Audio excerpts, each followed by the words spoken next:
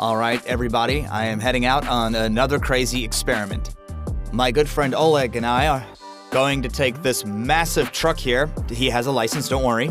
And we are going to take it right across America. First, we will go from Chicago to Seattle along the northern border, and then from Seattle diagonally to Miami. Personally, I am expecting a truly crazy adventure. And we're also going to see some unbelievable beauty. And people also say that truckers in America earn piles and piles of cash. We'll see just how true that is. Before our trip, we are checking out our lorry. In America, they're called trucks. I'm very curious. Tell me what this is. It's a deer in the road. Right in the road. What deer would be in the road? Every now and then you come across wild deer, real ones. It was a real deer. And drivers have to deal with these real deer. You will see. So what kind? This must have been a wild kind of deer trip. was it? What kind of driver? It was it a wild wild one? A wild deer for sure. It's illegal to drive like that, so we're getting it serviced. Changing the bumper, it's our first holdup. All right, so right now, they're changing the broken bumper. Then we will go and pick up the cargo. At the same time, the truck is getting a wash. Do you ever get trucks coming in that are so dirty that they just can't be cleaned? Yeah. All right, so then tell me about the dirtiest truck you have ever seen. What did it look like? Well, one came in 2 or 3 days ago, I think. Uh-huh. It took 4 hours, or maybe even 5 hours to get it cleaned up. There were dogs. It was a mess. In the trucking business, including in the service department, there are a lot of illegal immigrants, and they have asked me to blur out their faces. Write down the readings. The guy who was cleaning the cabin is all the way from Kyrgyzstan, and he crossed the Mexican border in 2024. The servicing and cleaning took longer than we expected, and we had to get the cargo. Otherwise, we would lose the first order. We can't afford to be late. Oleg is anxious because this is taking too long. Let's go. Is everything sorted out? Yeah, we're good. Hooray! All right. Now let's get the trailer. We're off to get the cargo. So we're not too late for the cargo? Well, you'll see. We are already running 20 minutes late, but we're going to try and sort it out. Now we need to get the trailer. Quickly. So we need to rush. Our cargo is something frozen, which is why our trailer is a huge refrigerator. We need to check all the lights quickly, which means that I'm going to have to run a test real quick. If they are not working, we will lose this order. Obviously, we don't want that. All the lights are on. These ones are on. Yeah, all the lights here are on. Closing vent. Great, let's go! Let's go. Come on. Now the doors are closed. Uh-huh. I hope you've got your big boy pants on. The connecting of the refrigerator took about 30 seconds, or maybe a minute. It was very, very quick. Oleg is visibly worried. He might still be late.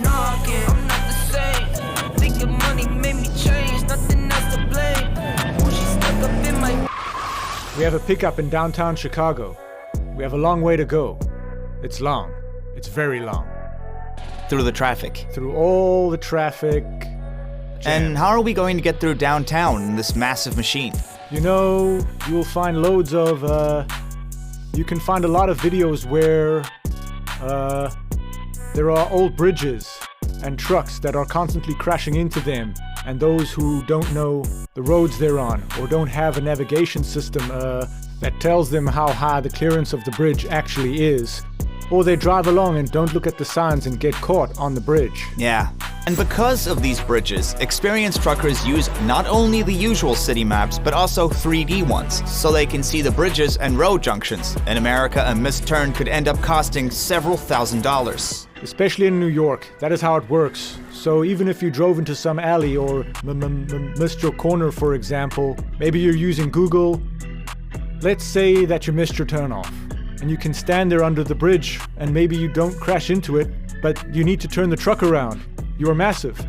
They have to block traffic in half the town. And to get that done, you need to call the police, and they're going to fine you around $5,000. Plus, sometimes more. So for you to just turn around and get back onto your route, it costs a lot. That's why big cities as a rule hate all cargo trucks, especially New York, because it can be catastrophic, and I'd say Chicago hates trucks the second most.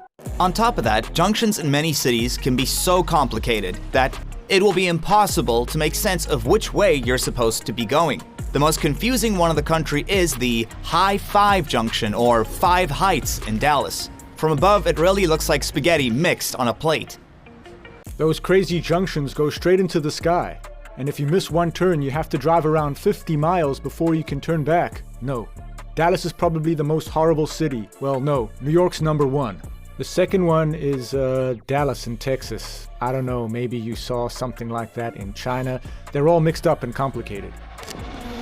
The largest intersections at the moment can be found in China. Here is the most confusing one, 6 levels in Shanghai. Though, mainly in the USA, they first started to build multi-level junctions between major city highways. This 3-level junction in Los Angeles is considered to be the first one, and it was built back in 1949. I'm on the mezzanine. I go so hard just to fuck up my enemies. Don't need revenge, success is the remedy. Ain't for the top, I'ma do 'em like Kennedy. So we have arrived at the first pickup. And we're about 30 minutes late already. I hope we'll be loaded quickly here. We kind of have to be because we have a second pickup at 2 o'clock. Then we have a third one at 4 o'clock.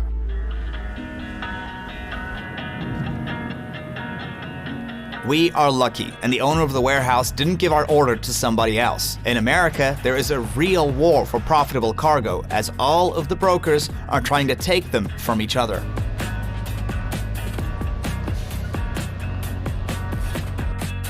Oopsie. Oh, we got a little bump. Now we have the first cargo. Alright, so now we have loaded part of one of the goods that we have to deliver. And now we have another 2 batches to go pick up. And then we are off to Seattle. There are gigantic trucks everywhere you look in the parking lot. We're transporting Italian meatballs. Italian meatballs Yeah. to Seattle from Chicago. I wonder why they couldn't make them in Seattle. I have no idea. Really? They have no idea how to make them in Seattle. Don't look for logic in America. Later, Oleg told me that it's pretty common to need to transport strange cargo.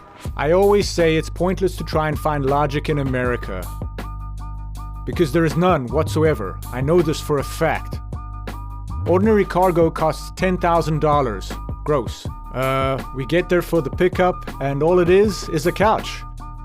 The owner decided he wants to transport his favorite couch from Los Angeles to New York, and he paid $10,000 to deliver his couch. And the whole truck was carrying this couch for $10,000. It's crazy. Earlier this year, I was transporting some flowers from Florida, and it cost $15,000 Dollars? just to get to Seattle from Miami to Seattle. And if you go to the florist, how much do you think those flowers in their pots would actually cost? But they needed to add some variety to their current stock. You get it. What's the craziest thing you've had to transport? The most unusual? The most unexplainable? If we're talking about most unusual and unexplainable, that would have easily been transporting drugs. But we'll get to the transporting of drugs a bit later.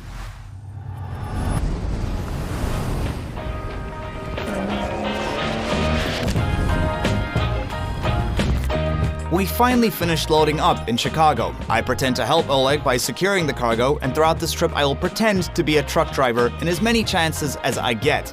I wash the lights and windows and put fuel in. But even though these jobs sound very simple, it's not that easy the first time around. And now to seal it, I'm just closing it, right? Yeah. Just make sure you don't pull it too tight. This is the way it goes, right? From the other side. My bad. Don't worry about it. You're doing all right. Professionals at work, right? Yeah. And I can't even get the trailer closed There. properly. And now we can finally get into the cabin. So we washed everything. This is our house now. Let's take our shoes off and then put slippers on, just like we are supposed to. Okay, guys, happy housewarming to me. I am moving into my new house. What is this thing supposed to be? What is this? If you're with us till the end of the video, you'll see just how Stas uses this thing. Oleg, we're not even on the road, and I'm already worried. Behind the chairs in the cabin, there's a full room with 2 beds, a fridge, and even a microwave. Persian carpets. Yeah. As you can see, it doesn't get cheaper than this. This is your life from now on. All right. This is bedroom 1, and up there is bedroom 2. Which one are you taking? And there's a little window over here. That is actually pretty fantastic. If you break suddenly, I won't fly out. Yeah, you won't ever be able to get down from here. Frontally, you need to turn around and come with your ass first. Because the step can be slippery, or there could be something on it. You'll fly out. Here's a closet. Storage. And above that, That's pretty handy. there's this. Now we roll. Our next stop is Seattle, Washington State. We are planning to be there by Monday. How many kilometers?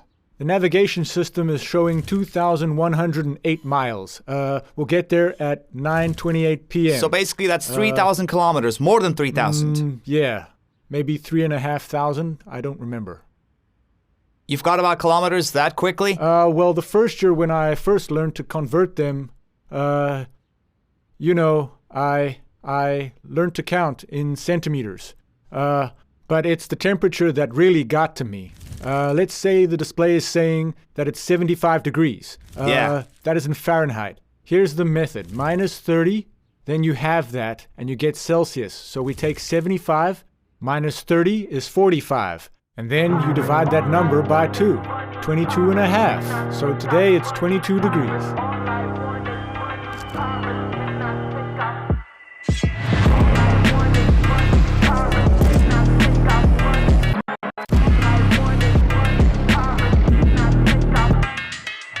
You know, guys, I have never been in a truck like this in my whole life. They're all privately owned, and it feels like like you're in some kind of massive machine, a huge machine.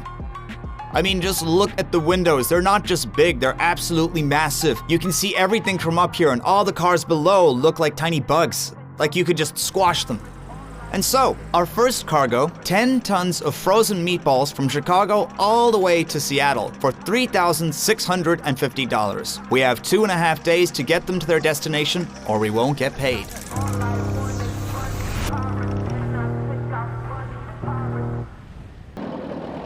Americans truly love traveling around their own country in their cars and visiting landmarks. Don't forget, they don't have ancient castles and monasteries, but statistically, 75% of Americans go on a road trip at least once every single year. Do you know how a person can learn to become a truck driver? How? As soon as a truck driver sits like this, like this, he's using his foot to control the truck. That's when you know he's a true expert at what he does. He feels confident. You shouldn't do that. But everyone does that. Everybody does it, yeah. Basically, truckers have an entire culture around how to behave in their cab and how to decorate it. It's not just in the US, but here the tradition is on a different level. Just look at this rig that has its engines exposed. The dozens of chrome pipes, all the spikes, a sword, and a Thor-themed mural. And also, this Viking truck with faux wood-fuel tanks, a battle axe, and flaming horns. A lowered semi-truck, which is a street racer's dream. American truckers famously don't have any limits when it comes to the many ways they decorate their own monsters. But it's mostly trucks that have the name Peterbilt that gets this kind of treatment. Huge, boxy machines that are legendary in American trucking culture. Peterbilt owners don't even think of us as real truck drivers. You'll see at a truck stop, keep an eye out. Peterbilt owners are those stereotypical hardcore old American dudes. They're greasy and grimy, and they might even have, cigarette in their mouth and a gun in their belt ready for a showdown. They're real cowboys. Cowboy truckers. It's interesting.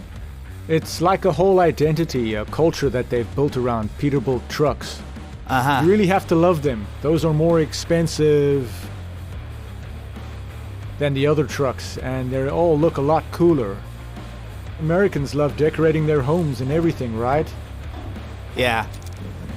Well, some of them do that to their trucks. There's this one guy, he went completely nuts with it and spent lots of money. He ended up turning his truck into something, we call it the Devil's Machine. It's got chains and it's all pitch black.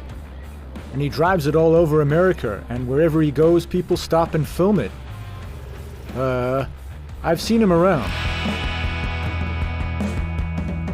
At any gas station or truck stop, guys who own a Peterbilt definitely stand out. James Vagan has only driven Peterbilts since 1989. Did you ever drive like a Volvo or... No Volvos, no automatics, no just... Hardcore and old school? No, just trucks. Real trucks. He's inviting me inside to show me what his cabin looks like. They can all be very different, but the classic is chrome detailing and a completely manual transmission. Ah, you have a manual gearbox, completely manual. Guys, just look at what's happening on the dashboard here. Everything is covered in chrome. Did you customize it, or was the truck like this, or did you customize it? I did this. You did it. Look at the steering wheel. Here is a big double bed, so you don't have a second bunk, right? No. Only one. But this bed is huge. Much bigger than in a Volvo. Yeah. Wow. There's a fridge. This is a fridge, a refrigerator, yeah? He has a fridge here, guys. This is a closet, right? And a closet there? Peterbilts really stand out. I mean, just have a look at how much chrome there is on this beast. The bumper, exhaust pipes, even the step and the brush on it for cleaning your soles. From a technical standpoint, these trucks may fall behind some competitors, but they make up for it with charisma. Basically, American semi-trucks became big and brutal after 1982, when the country lifted all restrictions on their length. Suddenly, they could be as long as people wanted. Before that, trucks here often had cab-over-engine designs, like in Europe, which saved space on the road. But once the restriction was lifted, trucks quickly started getting longer. First in the front. The engine moved forward from under the hood, making the cab quieter and more comfortable. Then they grew in the back. The sleeper compartments in American trucks are much larger than in European ones. Cab-over-engine trucks make the vehicle more compact and maneuverable, which is important on Europe's narrow roads. In the US, highways are spacious, so that is not a concern at all. In European-style trucks, to access the engine, the entire cab has to be tilted, which means clearing stuff out. That's inconvenient for Americans. On top of all that, truck speeds in Europe are usually limited to 80 kilometers an hour, while in America, they can easily reach up to 85 miles per hour, about 137 kilometers an hour. So the added safety you get from having a longer hood is not bad. Overall, if Europe prioritizes efficiency and standardization, the US does comfort. Some sleeper cabins in people's trucks are more like small apartments. I'm heading over to talk to another driver now. So you have over here a big refrigerator? Yeah. A whole corner where you can eat, yeah? With a big table. Yeah, come here. Yeah? The trucker is showing me a big TV he has that slides out. You have a bathroom? And a shower. Toilet? A shower there. Yeah. Wow. And how do you like this example of a huge kitchen with a sitting area? And here is a jacuzzi in a truck and a plasma panel. This cost $500,000. What was the longest trip you've ever taken in this truck? I mean without stopping at home. Well, I've been on the road for 3 weeks. 3 weeks? Yeah. And is that the longest you've been on the road, or do you always travel this long? I've only ever traveled up until this point. Roughly 1,000 miles, 1,200 at the most. But I'm already spoiled by this, spoiled. I've got to have a bed like this, I can lower it down. Yeah. Let me show you. It's a big bed, isn't it? It's a king size, right? A full-size bed. Yeah. A full bed in my truck. Yeah. May I ask you, do you miss home when you're on the road in your truck? No, because I'm not married. My son is 30 years old. It's just me. So I call myself a paid tourist. Because I travel around the country, I have everything here that I need. Look here, I'm making myself spaghetti. I've been driving for 35 years. 35 years? Yeah. And you like it? Well, in 35 years, a lot has happened. But yeah, I really love trucking.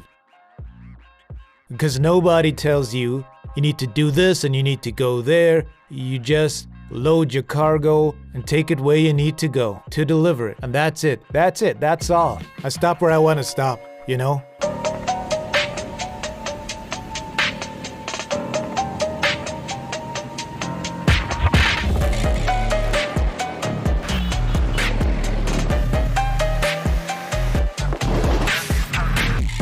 This is a weigh station up Yeah, ahead, that's right. Pull in and get weighed.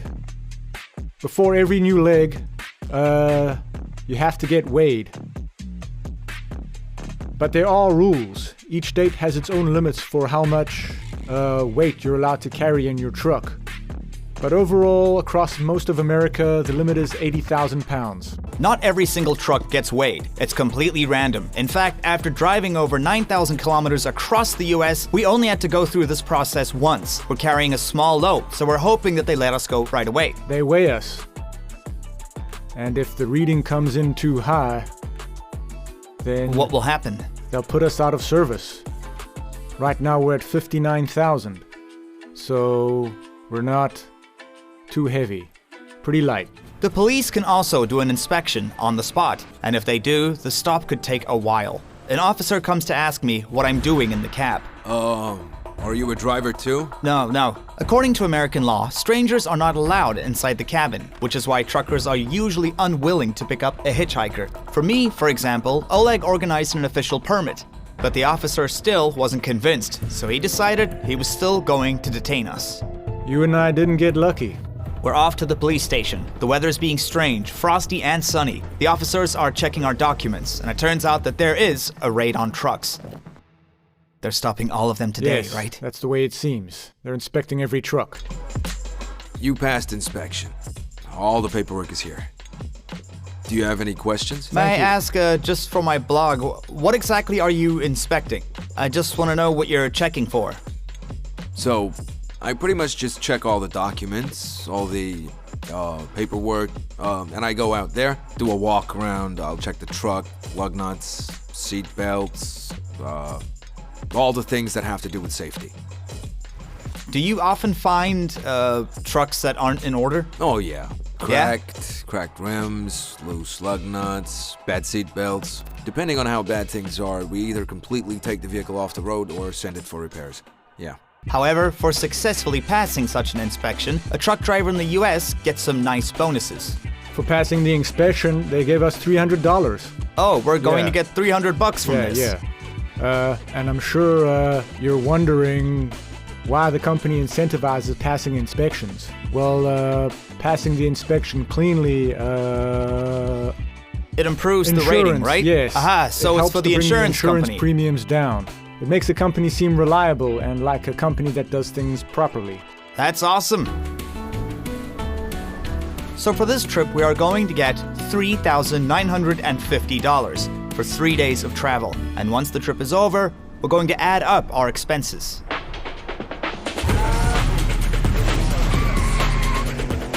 We are entering one of the more dangerous sections of the journey. On one hand, the road here is literally hypnotic. It's flat, monotonous, with no turns for hundreds of kilometers. But on the other hand, the wind is so strong that if you let your guard down, the multi-ton truck could be blown over. The wind here picks up suddenly and it can reach speeds of 60 to 70 miles an hour.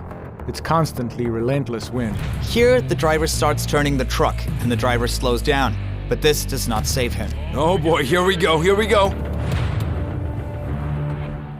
There's nowhere you can really go. Of course you can try, look for a parking. But you end up with several trucks next to one another. They're shielding one another. Or you can stop under a bridge or something else.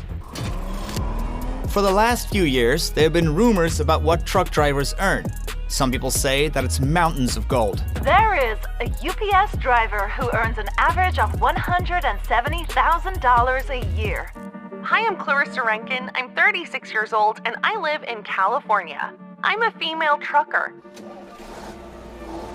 And I make over 6 figures a year.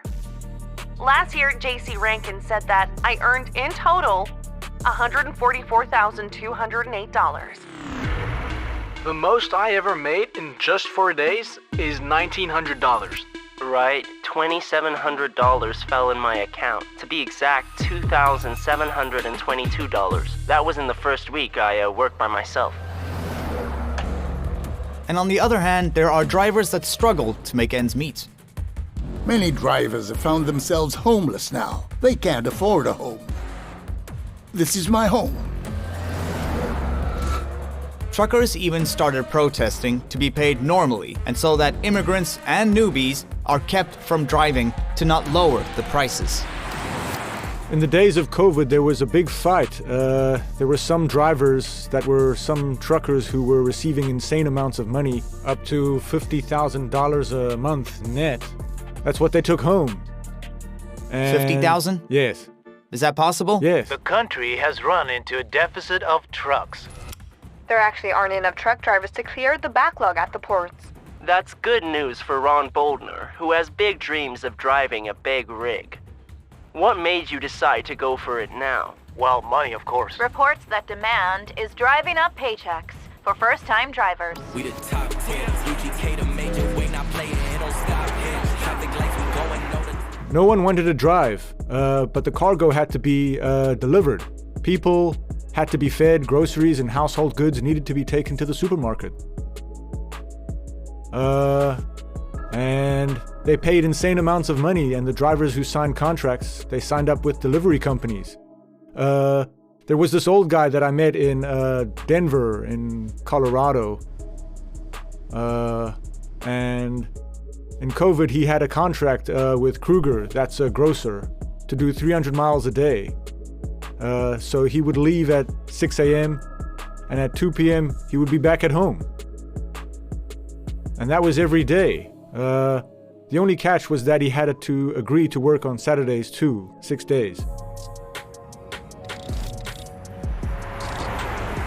And he was guaranteed $6,000 in wages. A week? A week. And if there wasn't any cargo, no cargo at all, they still had to pay him $6,000 a week. So he got $24,000 a month just for working 2-hour days. Yeah, up to 2 hours. His contract is for the next 7 years. It's unlikely, but it's stable.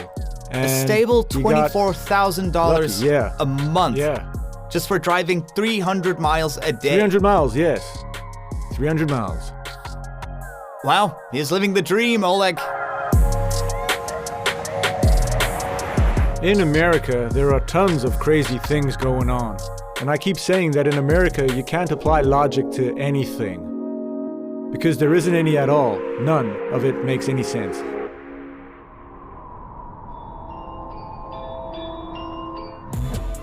But lucky guys like that, who get paid a lot and whose companies pay for everything, are hard to find. Most truckers have huge expenses, as well as huge incomes. Tell me about expense. How much does a truck like this cost? Like this one? Roughly. Well, this year prices fell quite a bit. That was because the market sank, so you can get one for about $160,000, or at least less than $200,000. But that is just like a ballpark figure. Is that new or is that No, new? That's brand new. Second hand, you're looking at around $100,000 to $112,000. But truck drivers rarely own their own trucks. In the US, we can divide it roughly into 2 types of truckers in the country. The first type is salary drivers who are paid based on the miles they drive. Their rate depends on experience and type of cargo, ranging from 25 cents per mile all the way up to 60. The first type of driver, when working a bit, earns around $4,000 to $5,000 a month.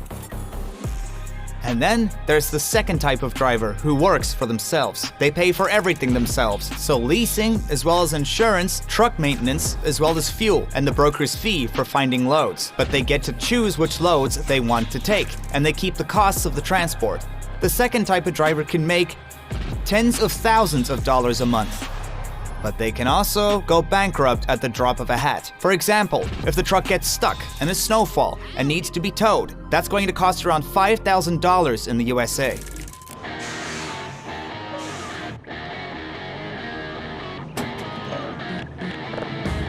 The biggest expense is always gas. Knowing how to fill up correctly determines if you'll make money off of a load or not.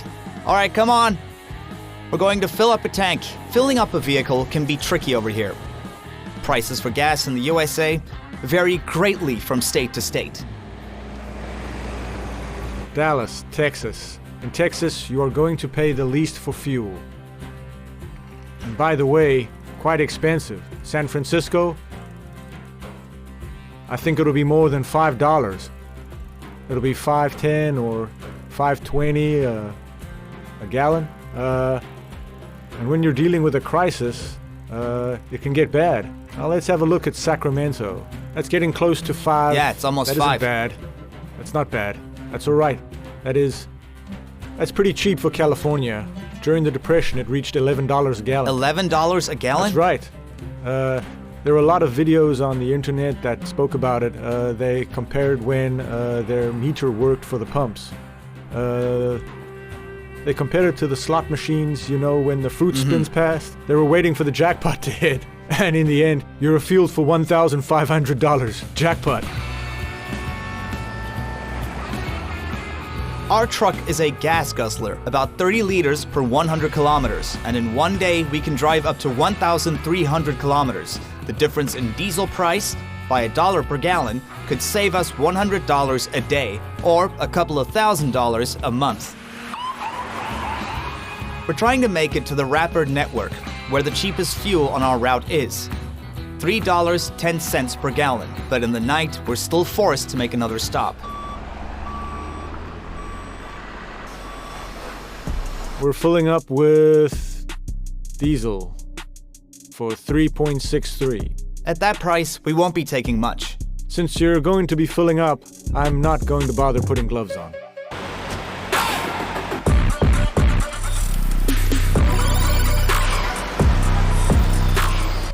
The engines are really going! Guys, we're only going to be filling up 50 gallons tonight because the gas is so expensive here.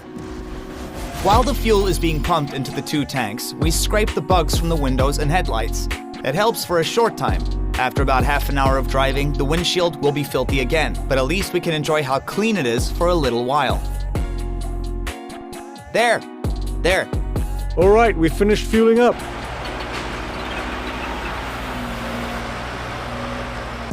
We're sleeping here in the truck in a parking lot. We got to a place called a truck stop, a place where truckers can stop and they can get a wash and sleep, for example. They can sleep safely in their trucks, do laundry, get something to eat and drink, and this truck stop isn't the biggest in the country, although it is very, very big. And all throughout the night, engines are going. They keep their engines going because that powers their stoves and their air conditioning, electricity and all that. There's a humming, the air is vibrating. You can feel everything vibrating.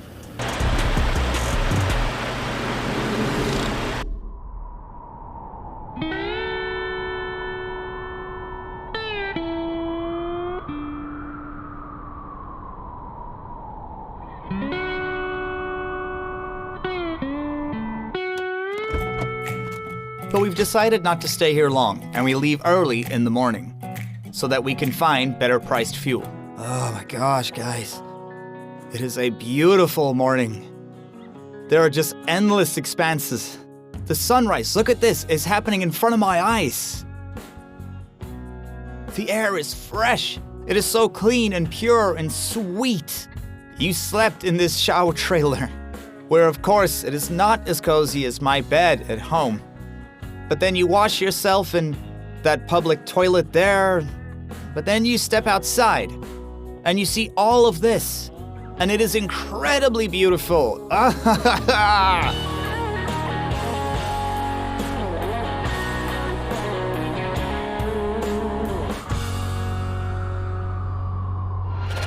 I don't know, guys, for the sake of such surprises, for the sake of seeing all this with your own eyes, the beauty of nature, for the sake of seeing some gorge, the mountains, the plains, the winds that run wild, for this, it is definitely worth traveling on a trailer or not. Look at those girls. They came to take pictures of the beautiful sunrise. And I understand.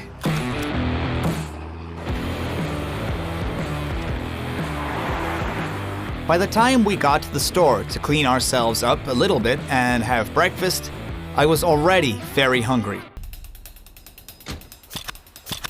Okay, let's go. Day 2. Let's go. Leave a like. Subscribe to my channel. Understand, or we'll run you over. Angry since this morning. Yeah. You better hit that like button right now. And I can promise you, that's not a request. It's not a request. We're not playing around. We are 2 big, dirty truckers telling you to leave a like. Good morning.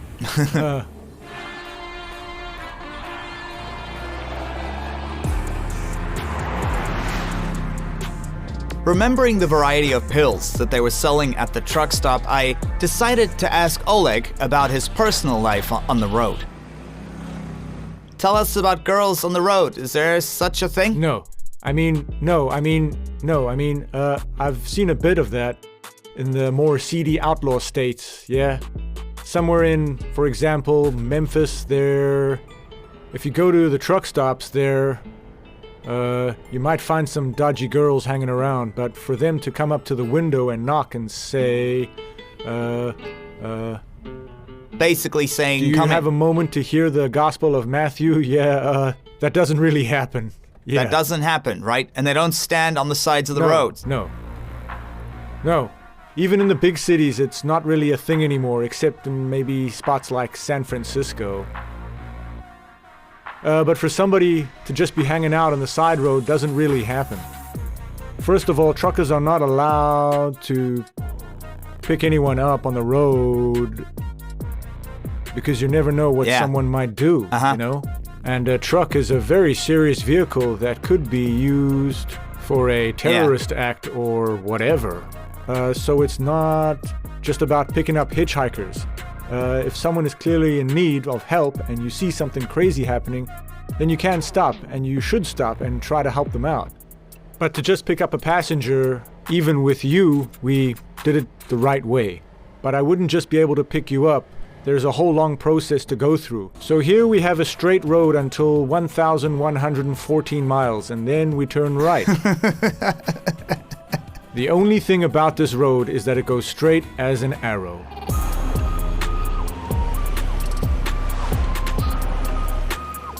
We finally got to our destination at sunrise on the 3rd day.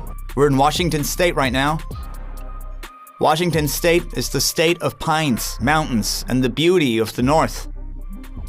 The views here are very different to Central America. We are heading straight to offloading. Don't they keep an eye out to see who is cutting the seal? Do they just let anyone come to do it? 50-50, it's a lottery. They watch when they feel like it. There.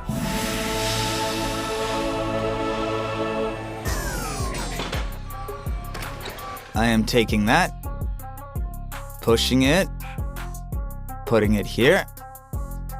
They won't offload. If it is not here, we want them to offload it. Now we have to go and pay for the unloading of the product, even if that product is just a lamp. It is such a stupid part of this. Until we have paid for it, they are not going to unload the products. So now we're going to pay. I don't understand. They pay for the delivery of the products, but then you have to pay to unload it, right? So you pay for it in the end. Yeah. And why do they do that? Because there's no logic in America. So, for getting there on time, we'll be paid $3,650. Plus, we passed the inspection successfully, $300 bonus. We paid $1,000 for the truck, $657 to the broker who found the load, and $800 for fuel. That leaves us with $1,493 for 3 days on the road. What do you think about being a trucker? Have you ever dreamed of hitting the road? Maybe in a big rig, or even on a massive cargo truck. Does it sound romantic to you? Or boring? Let me know in the comments and like this and subscribe. And as for us, we're off again.